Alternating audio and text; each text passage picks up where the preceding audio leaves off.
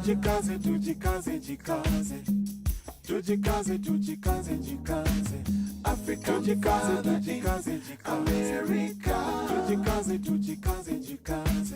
You are listening to African Father in America podcast by Simon Javan Okello, live from Seattle, Washington, USA. Thank you so much for joining me for another amazing session of the Daily African Proverbs. My name is Simon Javan Okello. I am in Seattle, Washington, and it's exactly 6:01 a.m. this morning. I'm really excited to be here with you. I have a special guest who is joining us in just a moment. So I'm going to take a minute to welcome him. Just bear with me for a moment. I'm so excited to see Jay. Jay, nice to see you. Good to have you. Yeah, thank you so much for making the time to join me today. It's wonderful. It's afternoon here. Yeah. It's early morning here in Seattle, and we have Joanne Onyango Obunga joining us from Nairobi. She's on YouTube here with us, and on Clubhouse we also have Richard, Hardy, and Max joining us. And I would love to urge you, Richard, Hardy, and Max, to ping in 5 to 8 people to join us in the room, so that as we start today's conversation with Elder Jay Naidoo, we can really have the village here with us. But I'm really excited. The Daily African Proverbs is really an amazing place for me. And, when an elder like Jay takes time to join us, it's just, something that I don't even know if I'll ever give back in my lifetime. But I want to get into the proverb for the day that we're going to discuss, that says, the lead cow gets whipped the most. The lead cow gets whipped the most. This is an exciting proverb. When I look at it myself, I think about my eldest sister, and how she actually literally suffered for us to have an easier time, being raised by my parents. And I also see that with my own firstborn daughter, who is only 8 years old now. And she's, I'm learning how to be a parent through her.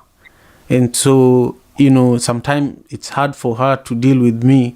But now that she has 2 other sisters, the way that I'm being a parent to the youngest one is completely different. I find it a little easier. So, Jay, when you accepted this invitation, I also thought about, beyond, family setups, we also have leadership. And you've worked very closely with a leader like Nelson Mandela, who was like the firstborn for South Africa, and he had to go through a lot of beating in order for South Africa to see some of the stability that it sees now. And of course, there's still a lot of, there's a long journey, not only for South Africa, but for Africa in general and for the world to do in terms of being more humane and being more equitable. So I just wanted you to share with us your own interpretation first, Jay. And for those who are meeting Jay for the first time, Jay is an elder, is a grandfather, is a social activist, is an inspirational mentor, and he was the Minister of Communication during Nelson Mandela's time as the President of South Africa, and he's also a founding Secretary General of Congress of South Africa Trade Unions. And he is also the board. He's a board member of the Mo Ibrahim Foundation that is promoting governance and leadership in Africa. And then one of the things that also taught me a lot about you, Elder Jay, is that you are inspired by Steve Biko, who I also have a lot of I haven't even discovered Steve Biko yet. I feel like we need to have a conversation just about Steve Biko sometime. But one of the quotes from Steve Biko that inspired you is that he compelled us to believe that we had nothing to lose but our own chains. So, welcome everyone. And I want to invite you, my dear Elder Jay, to just share with us your interpretation and also just introduce yourself to our audience today here on YouTube and also on Clubhouse for the Daily African Proverbs. Thank you so much. Well, I think, Simon, you said enough about me now, so let me just jump into it. Interestingly, I tried to invite you, but it was a bit early in the morning. But Pops Mohammed is one of our greatest musicians in South Africa, and I want you to discover him. But he spent a large part of his life recording the music of the San people, who are our oldest living relatives that are still alive. This is, if you talk about the Garden of Eden, it wasn't in some mysterious place in Europe. It actually was, southern Angola, northern Mozambique, and northern Botswana and Namibia, because that's where the San community come from. And scientifically, it's now proven that their DNA is the oldest of all human DNA. So all of us carry the genes from them. And these were the first peoples. And so they were a remarkable tribe that has been decimated by colonization, by Western civilization, and even by liberation movements themselves who abused them and continue to marginalize them. But they are the first peoples of all humanity, in fact. And so we had the great honor today of having Pops Mohammed in a sound journey with the instruments that really bring us into a journey within. And we had a very beautiful San leader with us from the Komani San in South Africa, in the Kalahari. And we had a whole range of people that have gone through the spiritual path and represent the spirituality of Africa. So the journey takes you deeper into yourself, into the beginning of the beginning. And you actually can travel down through music, because music is much more effective than words. Music was the original sound. And so, it's just coming out of that, you suddenly understand why we're alive, why we're here, what we have to do, including what does it mean to be African? What does it mean to be human? And, we spend so much time trying to find out who we are, but we're looking in the wrong places, Simon. We're looking outside for someone to acknowledge us, to recognize us, to heal us. In fact, all the healing is here within you, ourselves. And so if you come to the proverb, these are ancient proverbs, okay? And they carry a code. They carry a DNA which takes us within ourselves. So, it's like sometimes it's better to think and talk without the head, to talk and think through your heart, because that's a brain, it's a brain in itself. We sit with other brains in our bodies, including in your stomach, your gut, your solar plexus. Why do they call it solar plexus? Is because it's where all the energy pathways in your body connect. And your heart is where your spirit sits. So sometimes we must go beyond what the West teaches us, to just think and feel and experience life through our head. The head is the ego. It's like a cesspool. You throw many things into it, and your intellect sort of processes that. But actually, if you start thinking with your body, the rest of your body, your heart, your gut, and then at a cellular level, you get different messages from these discussions. And particularly if you focus on going back to the beginning of the beginning, which is what the Proverbs, try to teach us. What does it mean? The lead cow always gets whipped. Yes, that's life. The king of the jungle, they say, is the lion. You think the lion sits on the throne and everyone comes to bow before it? No, it has to earn its position, and it has to earn it through a leadership. And all we see is the fight and the hunt. But if you think of a pride of lions, and you think of the male lions and the female lions, there's a community, there's an ecosystem, there's a way in which they relate to each other. There's an intelligent cooperation between them. So whether it's the animals or the humans, we're all the same in that sense. So of course, when you're the leader, you're going to get challenged by those that don't believe in what you're saying or doing, or challenged by those who are affected by what you're doing or saying. So a Nelson Mandela, who stands up and he challenges apartheid and mobilizes millions of people, is seen as a threat. So what happens is that he gets whipped and sentenced to life imprisonment in Robben Island. And that, imagine that, you're in a cell 8 feet by 12 feet, sleeping on the floor on a little grass mat for 18 years. And then you come out of it, and again, it's like suddenly a man that has, after 27 years, not been with his family, not seen his children, not hugged his grandchildren when they were born, not been there when his parents were, when they died, or his son even died. So it's all this about the sacrifice. It's the scars. It's not the whoop. It's a scar can be anything. The scar can be emotional or psychological or physical. So these are scars we carry, and we all carry scars. And you think that it's not just about leaders. Every single one of us carries a wound, and it's a wound of pain and suffering, because that is the reason why we come into this human experience. Because where we come from, the source, there's nothing. There's this great spirit. It's just energy. And when you come into this human experience, we come here to experience through this body and this mind. We come to experience emotions. And those emotions could be one of love or one of hate, one of tolerance, one of intolerance. We know everything. Everything is a duality. So that's the choice we make.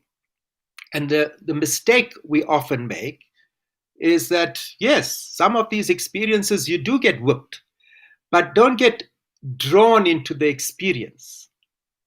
Because then if you do not learn the lesson from that experience, well, the next time you try and do it, you'll repeat the same emotional and psychological trauma. So the idea is, no matter how harsh the experience, no matter how much you whipped, you step back and say, okay, I've learned this lesson. A lead cow, when the cow, is leading, or the bull is leading, we call it in Zulu Mkunzi, when it goes to battle. Well, it goes to battle, And so, yes, it understands it will be whipped. It understands it can be even killed. But it endures that because the glory of life is having achieved something worthwhile. If you've achieved nothing worthwhile, it's like a lot of these super billionaires, they achieve nothing in life, actually. It's an unjust system that gives them wealth. And usually their kids become trust fund kids who have never had to earn and do a day's honest work in their lives. And so what do they learn? Because they have so much money, they can buy what they have. But you cannot buy happiness. You cannot buy purpose. So it doesn't matter what your life is, how painful it is, how extremely brutal it is. It's like how much you get whipped, The idea is that endure the experience, take the lesson, and leave the drama behind and move on. And that's how we come to the point of being whipped is a metaphor for us understanding that the human experience can be one of pain and suffering. Even the billionaires, look at them today. Most of them are sitting playing with space toys when 1 billion people are going to bed hungry. What type of human is that? Most of them live in this lifestyle where in Africa, we've not caused climate change. It's been caused by the extreme inequality of wealth. So I'm saying to y'all is that don't hide away from or shy away from the beating, but have a perspective to say, well, it's because I'm doing something. That's why I'm attracting this attention and this beating. And then I must think very carefully about how I navigate now to be like the water, go around the obstacles, and then find your destination, which is reuniting with the source where you come from. Simon, I hand over to you. Jay, I'm being told that I should just let you talk, I should say nothing. But I do want you to, I want you to mentor me during this conversation. Let's say that I am the lead cow and I'm getting whipped right now. That's exactly how I feel. And I know that I have to get this whipping in order for me to not just thrive as a human being, but to inspire other leaders from my community, to inspire my daughters. How do I stay resilient? How do I stay sane like you are right now at your age, and still very, very engaged like you are at your age, and even beyond? Simon, sometimes you get a beating from the people that love you the most. I grew up in an age where my father would beat us. And thankfully I was the youngest of 7 children, 8 children that he had. And so by the time I was born, he was nearly 60. He was not as fast as it was with my other siblings. So, but when I went to school, the teacher never hesitated to use the stick. So, that sometimes the beating comes from people because they want you to do something and learn something.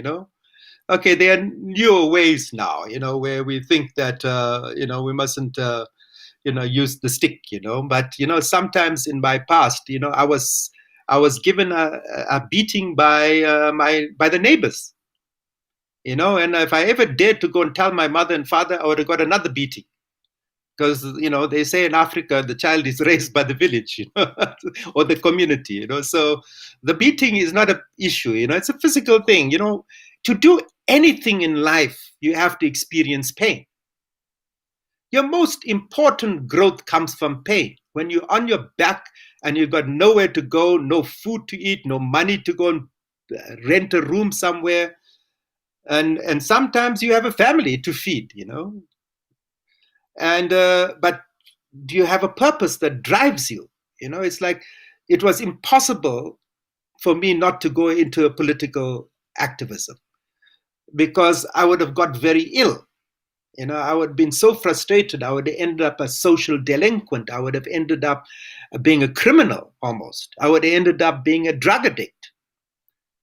But there's something when it comes to you. But do you have a when it comes to you, it comes to you. When the spirit comes to you, it comes to you. And he says, I don't care if you have no money. I don't care if you're feeling uncomfortable. I don't care if going to have to go to jail or be beaten up by someone. This is why you are born. And you have to live that purpose. So, at the end of the day, it's like always take a step back. And that's something, unfortunately, the current generation doesn't have. They don't have patience to step back and be quiet and think, why did this happen to me? And not say, oh, why can't it happen to someone else? No, it happened to you for a reason, to teach you something. And so, a lot of young people today, I find they don't have attention span, and they don't want to go deeper and deeper and deeper. So you can take a proverb like this, and I can talk to you for one day on this proverb. But we stick at the top, to the skin.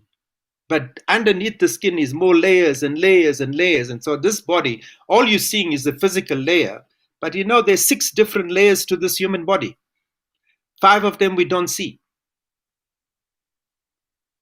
So we got to understand that. So when you go into the Proverbs, actually, The proverbs should take you back to the beginning of the ancients that developed these proverbs, and ask them the question, in the conversation through the world of spirit, what does it mean beyond, the role of leaders? What does it mean for me as an individual, as a father, or as someone trying to organize that Africa tells its own stories? I'm saying this, Simon, because often our story of the developing world is written by people that have studied us. They're not lived like we have lived. And so we have to redefine what it means to be an African, what it means to be an indigenous person, what it means, to be a spiritual being beyond the type of monotheistic religions that came with colonization, And that's when you find who you are. And that's why I spend a lot of time with indigenous people. They teach me a lot that I won't get from textbooks, because it's oral tradition. Africa has a deep oral tradition, and we're losing that tradition. And when we lose the tradition, we're not just losing the music and the proverbs and the thinking, we're losing the code of life that we carry here. So part of our work is to start recording that, so that for posterity we understand how we heal ourselves, how we heal humanity, how we heal Mother Earth. One day at a time, I say. They say when you climb the Kilimanjaro. Yeah. Have you climbed the Kilimanjaro there, Simon? No, I've not climbed Kilimanjaro, but I climb a lot of mountains in this part of the world. I need to climb Kilimanjaro. Will you come with me if I do? I did it when I was 50 years old. I have to do it. I have to do it at least for you. There are guides there, they say, there's 3 lessons that you must observe when you're climbing this mountain, And they said, the first thing, poly, one step at a time. You climb the mountain one step at a time. You can't jump to the top, The second is always carry a bottle of water, sippy. You must keep your body hydrated. You're going through 4 different climatic zones. And the third thing, smiley, inside and outside. You always have a smile. But ultimately, climbing the mountain is more than physical. It's deeply about the mind and about your spirit. So by the time you get to base camp, you are so exhausted, you are so starved of oxygen, that actually it's your spirit that carries you up the last 12 hours. And for me, something in my mind kept saying, one step for Mandela, one step for Nyerere. And these were the 2 great icons in my life that influenced my political outlook. And that's how I got up, with the guides that came from Tanzania, who climbed that up in their sleep, Wow. Yes. I don't even know how to describe your storytelling capacity. It's just so beautiful and powerful. And as you are describing climbing Kilimanjaro, I was actually thinking recently I climbed, one of the not big mountains in this part of the world, but a popular hike with my 3 daughters. And this was the first serious hike that I took with them. And, they had never been to a hike like that. We got to places where it was dark, they could not breathe well because we were climbing so high. And occasionally we would meet other people who are very fascinated that, hey, this African guy has 3 little kids and they're going all the way. And we had some lunch, and I kept encouraging them that at the end, you'll be so amazed by the view. I'd only done this climb once since I came to the US in 2010, and I really wanted them to see it. So I did everything. I was carrying one of them on my shoulders, and when we made it, they were so, amazed by what they saw. They didn't want to leave the top of the mountain. So coming down was exciting. They were proud of their accomplishment. And, I just wanted you to share with us a story about, the work you do in regards to mentoring leaders. You invited me to a very high-profile Zoom call recently. I want you to just speak briefly about your work currently, and how, the inspiration from people like Steve Biko, and the work that you did with Nelson Mandela, how that, ensures that you're comfortable right now as an elder. Because for me, I really care about my elders, and you're a library of knowledge, and I just want to make sure we can always steal some of your time for these types of conversations, so that we can truly delve deep into where Africa is heading, because you've been so close to the leadership of Africa in general. Even the telecommunication system in Africa, you are very important in bringing it to where it is. So I want you to talk about all of that. You seem to have a lot of time on your hands there. Yeah. I think as an elder, and sitting with other elders that I work with in Africa, like Mark Rasa Machel and Nemo Bassi, who comes from Nigeria, and one of the greatest thinkers on environment and a brilliant poet, and Ezra Mbogori, who's like the father of like activism in Kenya itself, and people like that, amazing people, Mampela Rampela, who used to be the partner of Steve Biko. And so we came together to say, is like Africa's population at 1.3 billion. Well, the reality is that, 60% are under 30. And by the year 2050, Africa has the largest concentration of young people in the world. So the demographics tell us we should have a demographic dividend. But a dividend only comes when the conditions exist that allow that asset, a most important asset, more important than gold and diamonds and oil and everything else, is our people. If that asset is fully developed and supported. But of course, we live in a continent and in a world where increasingly power is being concentrated in the hands of fewer and fewer people. And, we talk about the 1%, today, who has more wealth than 99% of the population of the world. Now, that cannot be, under any circumstances, something that is just. That is injustice. That is wrong. And it's a fundamentally flawed system that has brought us to the edge of a precipice of an ecological emergency that threatens the lives of people, of generations. Basically threatens the human species and all life with extinction.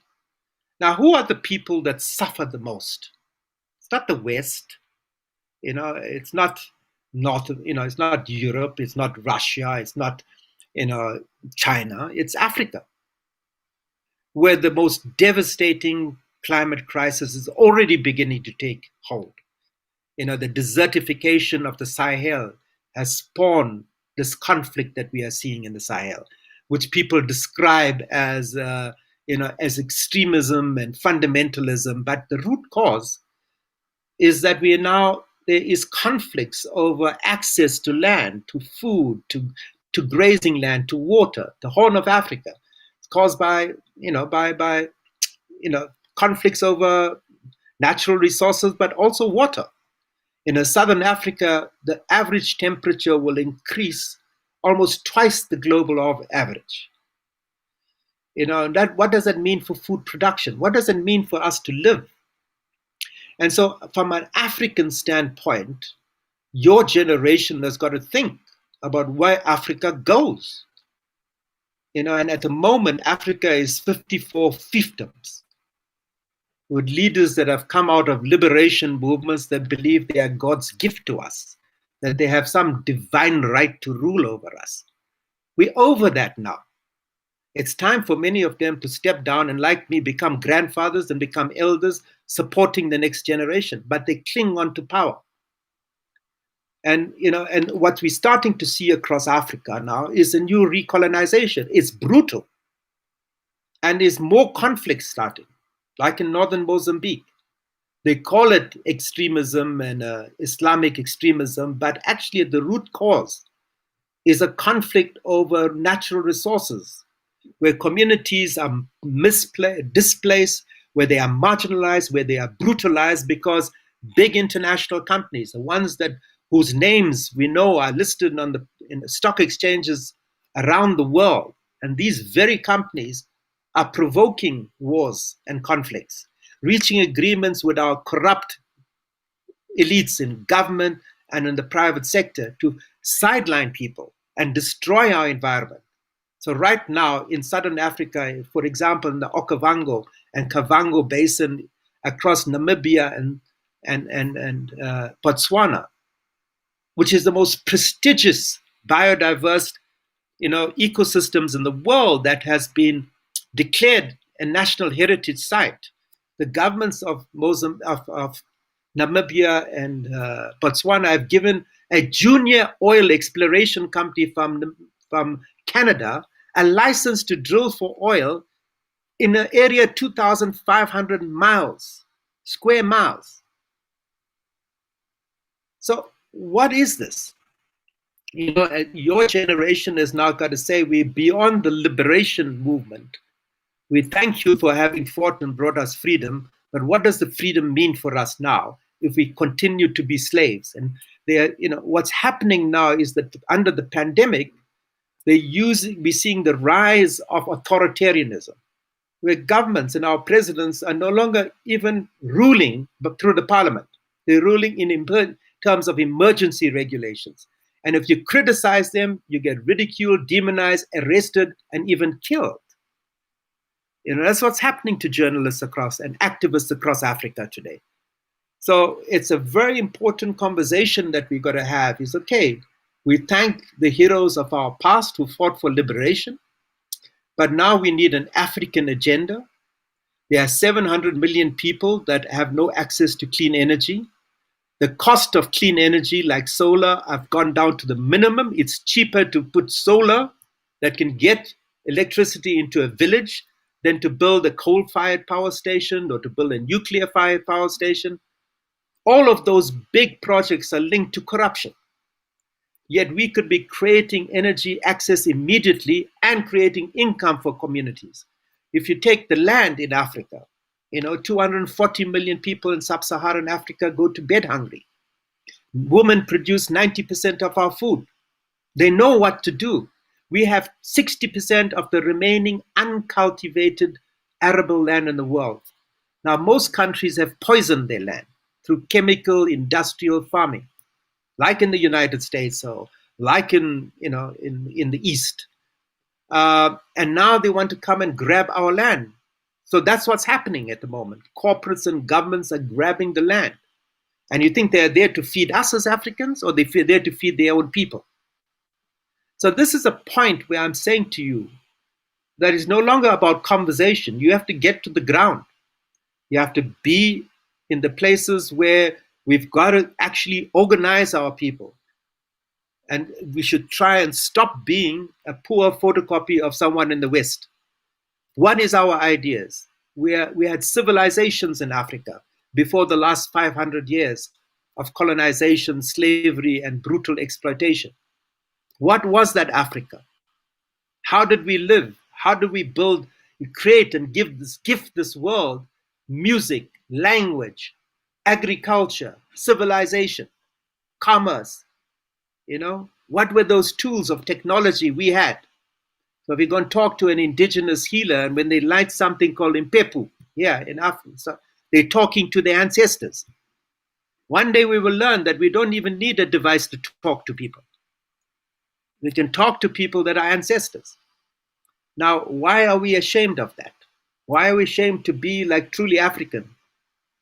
We want to be a sanitized version of African that suits a Western mentality or an Eastern mentality. So what is the truth? And you can only get that if you go and sit in the village with your grandmothers and grandfathers and understand the stories from the old days, and how we take that story and the values they teach you, that we are part of nature, not apart from nature, that the tree, if you sit and look at it long enough, and you'll be able to talk to it, that when you see a forest, you'll see a spirit of the forest, a spirit of the river, spirit of the mountain. That's the way in which we heal humanity and heal ourselves, not by taking antidepressants and alcohol. So that's my advice to you, Simon, and whoever is listening. It's a beautiful trip to do, Wow. to find out who you are. Yes, it's not easy. It's not easy. It's easy to go for excuses. It's not easy. Wow, I just feel so great right now. I feel so great right now, and I want to, just thank everyone who has joined us on Clubhouse, and also thank everyone who has joined us on YouTube. I'm really, really grateful. The chats on YouTube are on fire. Jay, there's a question that I would love to ask you, and this is a question we always bring up during a dinner that I organize here in Seattle, pre the current pandemic. I used to organize an African dinner every other week, sometime every month, but a dinner from a different, done by a chef from a different African country every time. So we did, over 30 dinners, and one of the things we did before people started eating was for everyone on the table. We had about 24 people, very small, intimate dinner. One of the things we did was for each person to share the meaning of their last name.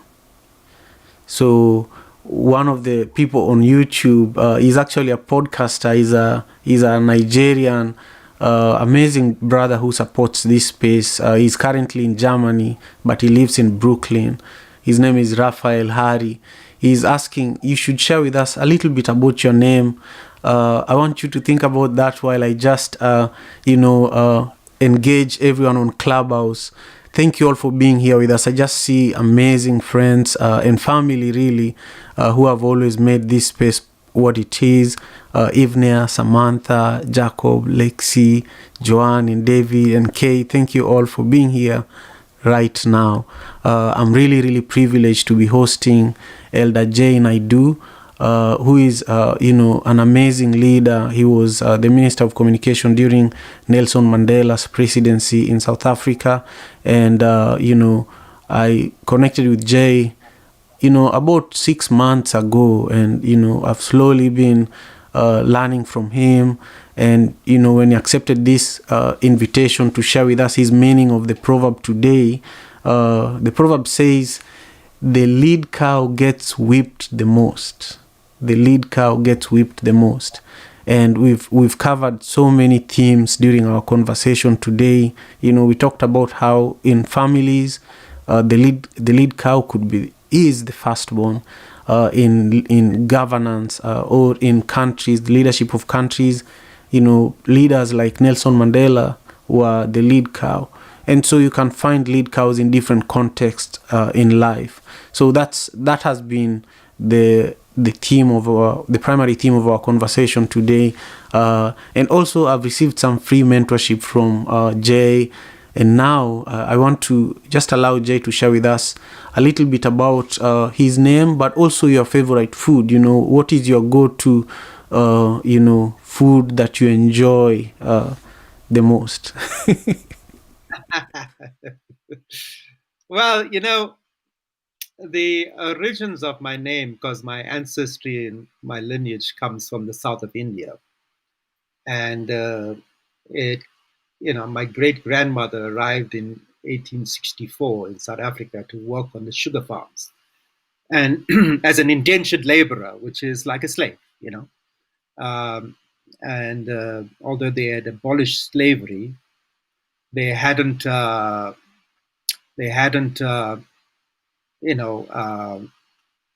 it still was slavery in practice. Just like today we live in a world where there are 40 million people in that are living lives of slaves, modern day slavery. And many of them are women and children in sex slavery. And many of them come from Africa and Asia, and South America. So, so that's a reality that we face. And, when they left a state that's called today Tamil Nadu. So, the name Naidu, which is a name which is originally was spelled by Naidu, became double O because that's how the English merchants that traded in human trafficking. They didn't really pay attention to what people said. You come from Tamil Nadu, you must be Naidu. So they give you a name, But it also means something there in the sense that it defined a profession, or defined a position in society, But my first name is Jay, which is short for Jayasilan, which in the original lineage meant victory. So I think my goal was to see how I could be victorious in what I did as a person, and so achieving freedom was, of course, a big goal of the victory of us in a physical sense of freeing ourselves from apartheid oppression. But also victory for me means something about my last, 4 or 5 years, which is a journey within. And that victory is really sweet, that I have gone within. And in Africa, the great prophets of Africa, Credo Mutwa is someone you should, you should study and read. He was probably the greatest spiritual leader of Africa. And in fact, in the sound journey I was in, the woman that chairs the Credo Mutwa Foundation, who's is a spiritual healer at the highest level. They call them almost like a Sanusi. Sanusi means, really you've achieved the level where you're easily communicating with spirit beyond this physical dimension. And, and I think what he said is that you go through what is a calling illness. So you go to a point to the door of death, and then you understand mortality. And once you've understood that, you can decide whether you want to walk through the door, or you want to come back and continue the work, which is either to deal with your karmic load, ancestral trauma, or you want to help humanity. And there are certain people that come into this human experience because they can see that humanity is going through a crisis. So Credo Mutwa, I'll send you an article I wrote on him. He was a prophet born in South Africa. He was of a Zulu lineage, which is one of the warrior tribes of our country. But he also carried the spirit of bigger spirit than that of the Zulu. He was very close to the oldest living, the oldest living of our ancestors, the San people. He traveled across Africa. He was a deep inspiration and interpreter of Kemet. This is Egypt as we know it today. In the times before the invasion of Africa from the north, whether it's Alexander the Great and other people like it, Kemet was part of Africa. It was not described as the Arab world. This was Africa. And many of the pharaohs were black. So if you go to Kemet, which is a word for what we call Egypt, the original name of Egypt, you'll find that there's a lineage that comes there, which is from the migration of people from the south to the north. And that evolution created that inspiration where all that knowledge crystallized into the building of the pyramids, the development of agriculture, of society, that then spread in that region. So, I think that at one point I will arrange for you to interview. We call her Gogo. Gogo is a sign of someone who's achieved a spiritual status. They call Gogos. And Gogo Rutendo Ngara. She comes from Zimbabwe, but she lives here in South Africa. Oh, wow. Yes, please. Yes, please. I would love to even do it next week or even tomorrow. I'm ready. Well, Jay, did you share with us your favorite food? My favorite food. I cooked for the team that did the Japan journey with me today. And of course, it's a very simple peasant food from India. And it's lentils, which I cook. And it's rice. And I chop in a lot of vegetables into that. And I serve it up with a nice mango pickle. And it's delicious, Simon. One day we will meet and I'll cook you up a meal.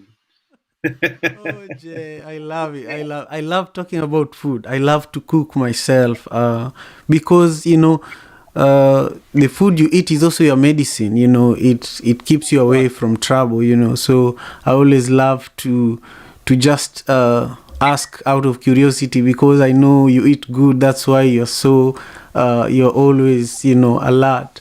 But I want to give a chance to a number of people here on stage on Clubhouse. Just a chance to share briefly your interpretation of the proverb or just a little compliment or word of encouragement to our wonderful elder. I would have just continued this conversation, Jay, but I want to do part 2. And I also before I let you go, really, I wanted to share a story that in the 1950s there is this thing called the Korea Miracle. So in 1952, Ethiopia sent 2,600 troops to help South Korea fight North Korea. This means that Ethiopia was more advanced than South Korea at that time. 50 years later, in 1952, Ethiopia was more developed than Korea. So 50 years later, currently as we speak today, South Koreans are building schools, roads, and universities in Ethiopia. Share with me what comes to your mind when you hear this. This is the whole thing, Simon. Saying, we want to look at Africa through the lens of the last 500 years. And yes, it is one of war, of pandemics, of genocide, of slavery, of colonization, of the growth of wonderful liberation movements that ended up eating their children, of corruption.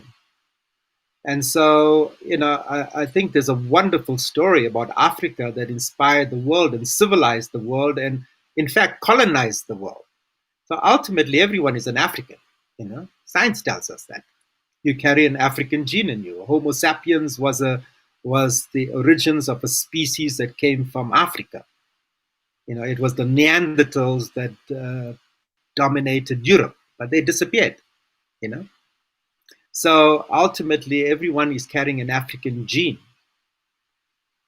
So for me, the thing is, we've got to get to this point where we stop trying to be someone else, And this applies not just to Africa; it applies to whether it's India or China or South America or indigenous people anywhere, It's like, we've got to come back to the beginning of the beginning and see where the flaw is and where the greed started and where this notion that we are more important than every other species, we are more important than this planet that gives us life. And once we restore that balance and understand that we are part of nature, not apart from nature, that, when I look at a tree, I see myself.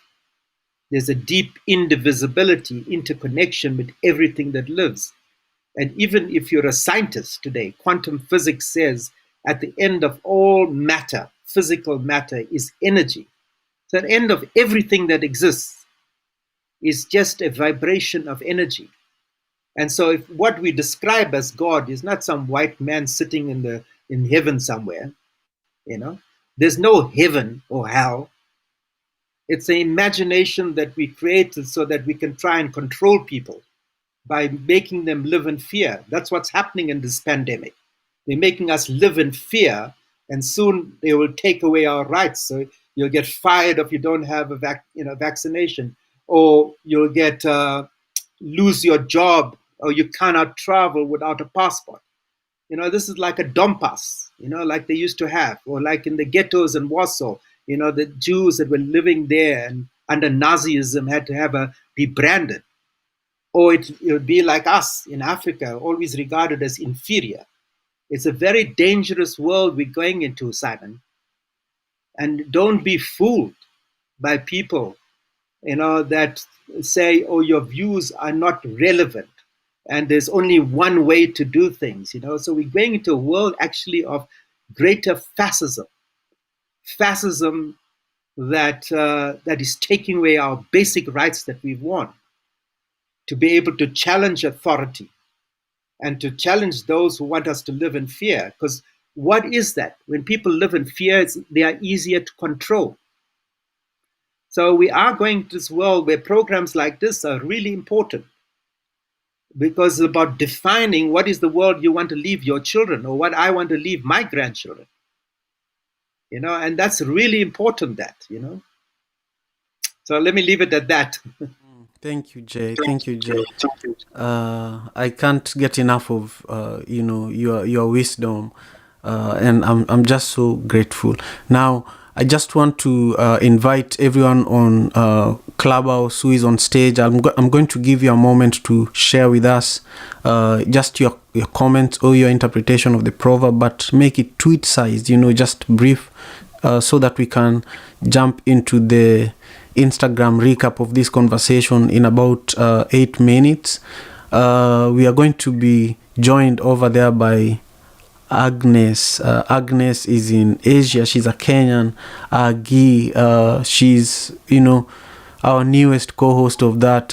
Like every day we have a new co-host of the recap of the Daily African Proverbs on Instagram, and it's really, really beautiful. So I hope you can join us for that, because I know we won't have time for everyone to share their, just their comments and also their interpretation. So Ivna, just briefly share with us your interpretation.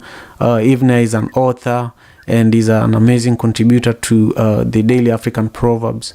Then after that, I'll introduce Samantha. Ivna, the mic is yours. Thank you, Brother Simon. I would be content to be a student today. It's just mind blowing what I heard, and Mr. Naidoo, and I love what you say about how to heal humanity, and that we need to recognize that we are part of nature and not part from nature. And I also like how you highlight that we need to know ourselves and not to be a sanitized African. And I love that.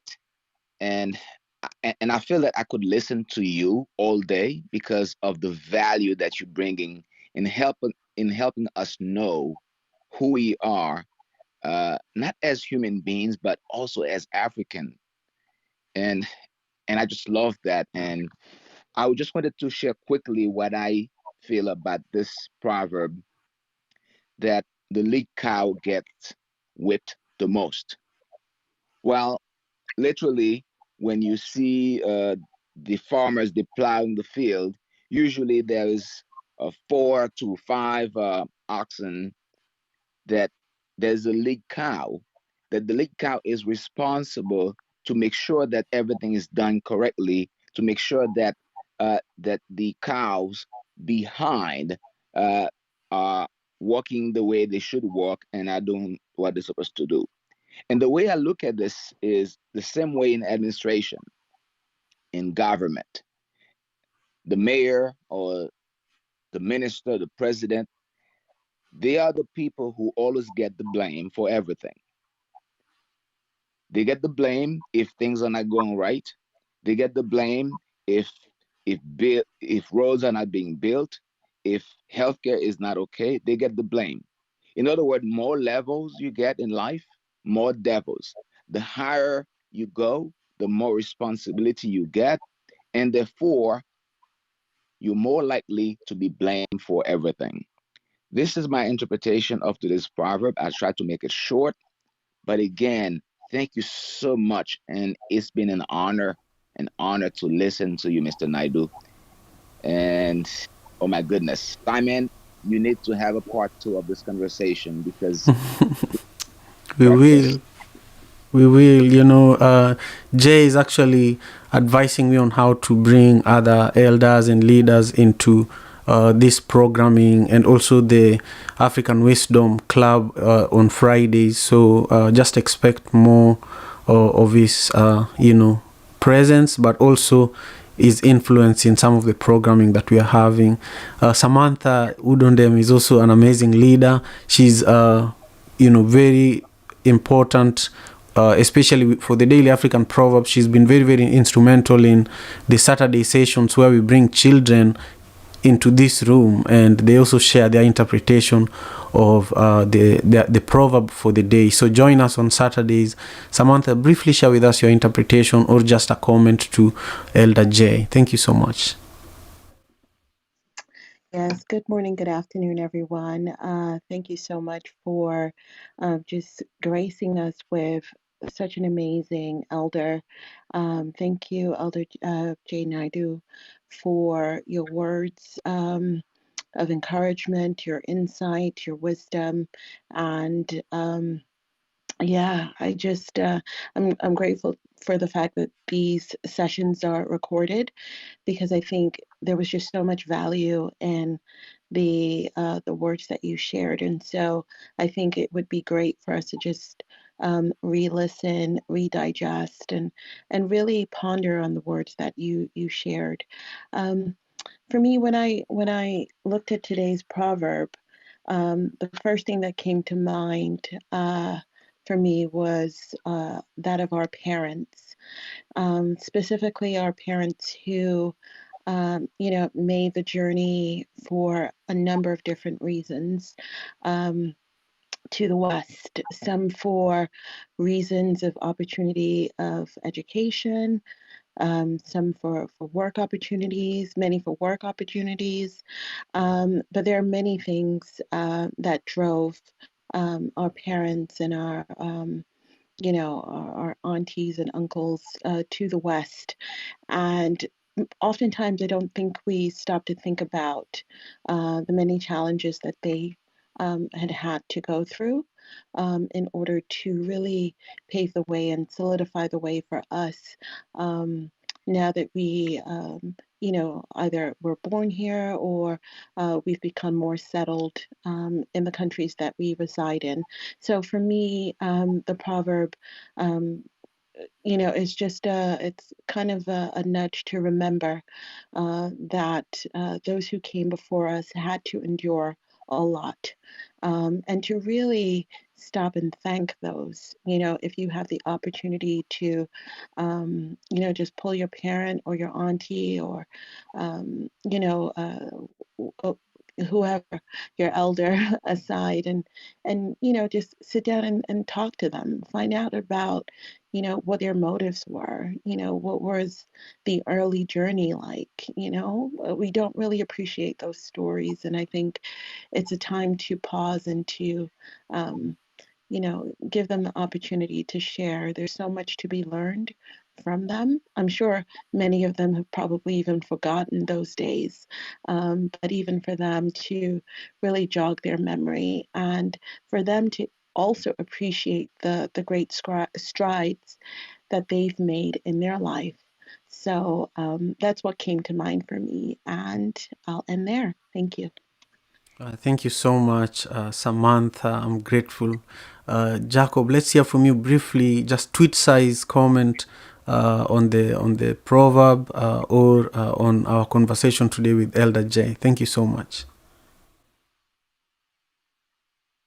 Thank you so much, Simon. Thank you so much, Elder Jay. Today I've really learned a lot from this room, and it goes without saying. the one thing that really stood out for me, I won't really concentrate on trying to, add on anything. But one thing that really stood out for me while the conversation was going on was the question I kept asking myself: what's my purpose in life? And one thing that Elder Jay said: when the Spirit comes to you, it doesn't care, because that is why you're born, and you have to live that purpose. And we have to redefine what it means to be an African. We need to redefine our stories. And that really, really stood out for me. And again, thank you so much. I really appreciate. Thank you, Simon. Thank you, Jacob. And let's hear from Lexi. Lexi, please share your tweet size comment or interpretation. Nice to see you. Absolutely. Good morning. I just want to say first, Elder Jay Naidoo, I am so grateful and happy to have met today. I am going to manifest an in-person meeting with you. I am going to work with you. You speak my language, okay? My interpretation today of the proverb is basically Africa, we are the cow that gets whipped the most. African people are the cow that gets whipped the most. You know why? Because we are every race, everybody comes from us. So guess why? We get whipped the most because we're the lead cow. We're the lead cow. Africa's the lead cow. That's why it gets whipped the most. Oh, that's it. That's it. That's all I have to say today. I'm just so pleased to meet you. The pleasure was all mine. Elder Jay Naidoo, I will manifest was exactly what I said. I will work with you. Oh, yeah, Lexi, I will definitely ensure that you work with Jay, because some of the things that you and I are talking about doing together, Jay is already helping me with. So I think you are already working with him. Anyhow, yeah, Lexi was also a guest here in this show recently, and she's just a powerful human being. Thank you for being here. Joanne, Joanne has also been really, really an amazing supporter. She's on YouTube, she's on Clubhouse, and she's in Nairobi, Kenya, doing amazing work. Joanne, share with us your interpretation or your comment to Elder Jay. Good morning in the US. Good afternoon in Nairobi, Kenya. Good to meet you, Elder Jay Naidoo. Thank you, Simon, for this opportunity.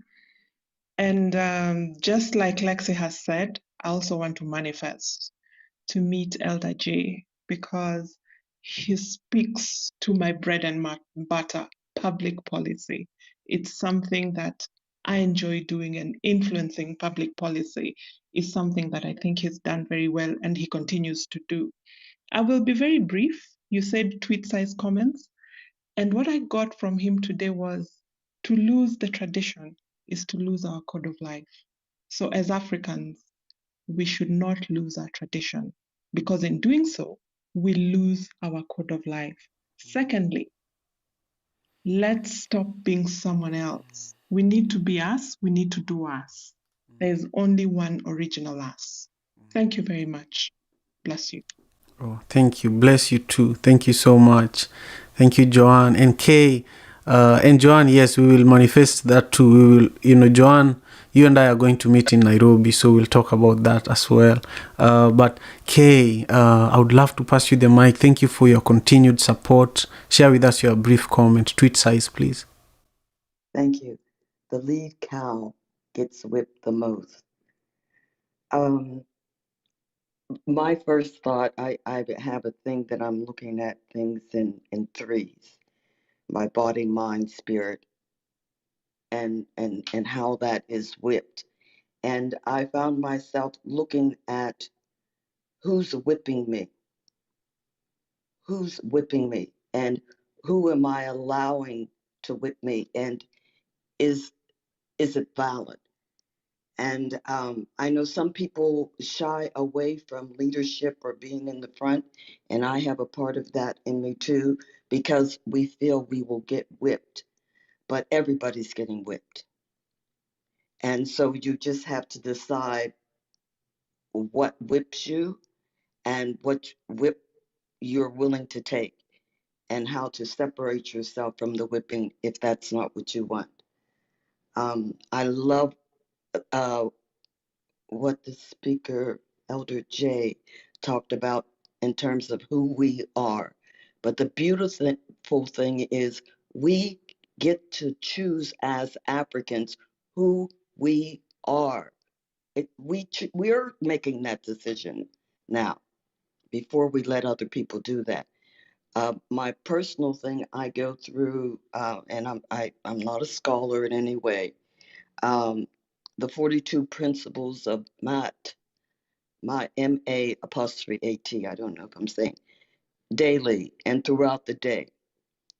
I study virtue. I am good. You know, those four, I decide who I am before I present myself to the world. So thank you very much for this platform, and everyone have a wonderful day. Okay, thank you. Thank you so much. I want to now invite Elder Jay to just close us out. Just with everything you've heard, share with us your closing comments. Before you speak, though, I just want you to know that, this means a lot to me. This is the biggest cow I can ever be given. In my tribe, the Luo tribe, the cow is the biggest gift you can give somebody, when, like, for example, when my mom passed last year in October, her friends brought the biggest cows to her funeral, her brothers. There was a subtle competition of who is going to bring the biggest bull, So this time that you gave me today, Elder Jay, is really the biggest bull I can ever be given. So thank you so much. Thank you, Simon. Thank you, all beautiful people. What can I say? Simon, in most indigenous cultures, they say you carry animal spirits with you. And my spirit, especially in the time when we were freedom fighters, was the black bull. And in the indigenous Zulu tradition here, the black bull represents, a slogan that we had. It was like, forward ever, backward never. Victory or death, no retreat, no surrender. That was our slogan, And the black bull represented that. When it's enraged by its tormentor, it is prepared to die. So yes, I think that I've put this bull down to be on its knees now, so I don't have to fight any more wars. But it's still ready to stand up and fight if needs be. But the role I play now, and it's like the other token spirit is an elephant, is to give you courage, that there's nothing you cannot do. And anyone that says that you're not able to do that is trying to enslave you. So once what Steve Biko said, the mind of the oppressed is the main weapon in the hands of the oppressor. And not just political oppression, but racial oppression, oppression of patriarchy, oppression based on religion or language or, sexual orientation. These are all types of oppressions. And of course, the oppression that you yourself face, oppressing yourself. There was a time when I believed I was inferior to white people. That was growing up. I was angry with myself, angry with my parents. So, if you start to think about it, the oppressor is not just someone external to you, it's also within you. We all battle with the shadow and the light. It's not that one is good and one is bad. It's just that you've got to have it in balance. And so, it is out of the shadow, out of the darkness of matter that comes the light. The light cannot be born if there's just light. We will not know what love is if we, just live without hate. We will not know what tolerance is if we don't have people that are intolerant. We would not know what racism unless there are people who are racist, So it's all a matter of a balance. You got to restore the balance. And that inner journey is the most important of it. Before I can heal anyone else, I have to heal myself.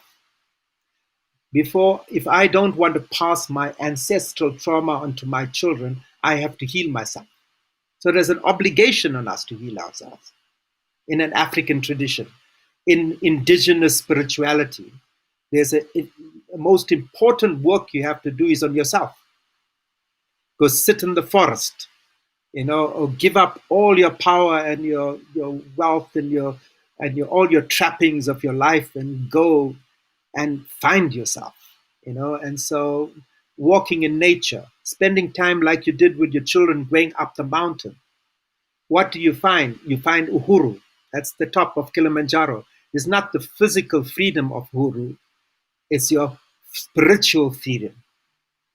When you stand on the roof of Africa in the top of Kilimanjaro, you suddenly realize, you know what? I need to know who I am. So thank you for a wonderful conversation. I look forward to continuing this conversation with you all and for Africa to now tell its own story, undiluted, uncensored. Uncensored, completely uncensored. I'm grateful, Jay. Ending this is one of the hardest things I've done recently, so just know that. And to everyone on YouTube, thank you so much. Please make sure you subscribe to my YouTube channel. Make sure you share it. Share this conversation out with your community so that we can, spread this important message and also spread these important proverbs that we are discussing every single day. Join us on Instagram for the recap that is also going to happen in about 3 to 4 minutes. We are going to be joined by Agnes, and Agnes is in Asia. I believe she's in Asia, and she's Agnes Oendo, who has been taking notes. She has been with us on YouTube watching this whole conversation, and she's going to share with us what stood out during today's conversation. She's going to share with us what was surprising, and she's also going to share with us what was the biggest lesson from today's conversation with Elder Jay. So to everybody else on Clubhouse, take good care of yourselves, and we will see you all tomorrow. Peace. African father in America. Tujikaze, tujikaze, jikaze. Tujikaze, tujikaze, jikaze.